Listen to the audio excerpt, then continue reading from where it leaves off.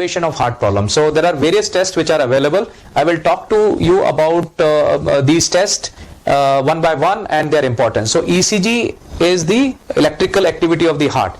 It can tell us a lot of things. It can tell us whether the person has suffered a heart attack in the past. It can tell us whether the present pain which a person is having is a heart attack, and whether some kind of electrical abnormality of is there in the patient's ECG. But ECG cannot rule out blockages. So if the ECG is normal, it means that there is no heart attack which has happened in the past, but it doesn't tell about whether there are blockages. So many people say my ECG was normal, then how did I develop a heart attack? So this is for you to understand. But if somebody is getting a chest pain, and if the ECG during the pain is normal, then unlikely that this pain is because of the heart disease. So these are some very basic things. Echo tells us about the pumping of the heart, how the heart is functioning, the valves. There are 4 valves in the heart. So how these valves are functioning, whether they are narrowed, whether there is any kind of leakage, and whether there is any stiffness in the heart. So we come to know about this in echo. Again, echo will not tell us about the blockages in the heart. So if the echo is damaged, if the echo showing that the heart muscle is damaged, then there is a probability that there is a blockage. But if it is normal, it doesn't rule out blockages. Now coming to stress test. So the stress test is something which will tell us about the possibility of a blockage.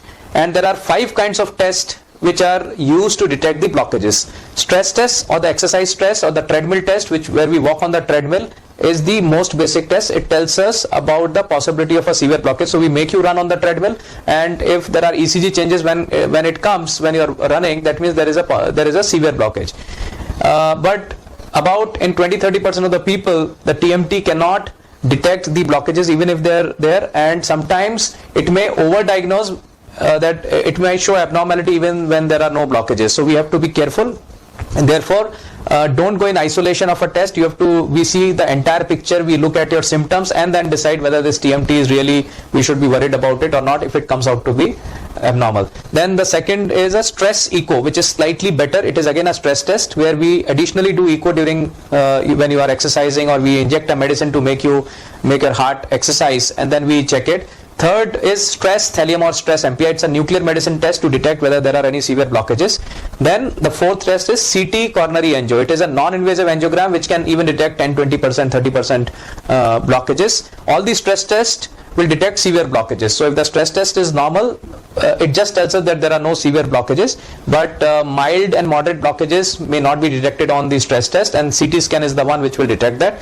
These are the 4 non-invasive tests, and final test is whenever we have a strong doubt or any of these tests are abnormal, then we do the coronary angiography, catheter coronary angiography, which is done by the interventional cardiologist like us. We mostly do it through the hand artery. It is just like giving a small prick as we collect the blood, or we put the needle for giving saline. So this kind of needle is given on the wrist artery, and then through that wrist artery we take a 1.6 millimeter diameter catheter near to the heart and inject dye, and take the camera from outside, takes all the pictures. So it is a very safe procedure in a safe and in a safe environment. So we should not be worried. If it is needed, then only the doctor is going to suggest it. It's not going to be suggested, because that's the last resort when we think about that the problem could be severe. Otherwise we usually avoid it. Then there are other tests like Holter, when somebody has electrical issues, which can monitor ECG for 24 hours. Then some people have BP rises only when they come to the clinic. So we do ambulatory blood pressure monitoring. So their BP is monitored all throughout the day. When they can go to the office also, and the BP can be monitored. It is a very useful test. And then there is an age of the artery test. I was talking about the early vascular aging, and that you can know through the age of the artery test. So these are basic information about the cardiac test which all of us should know.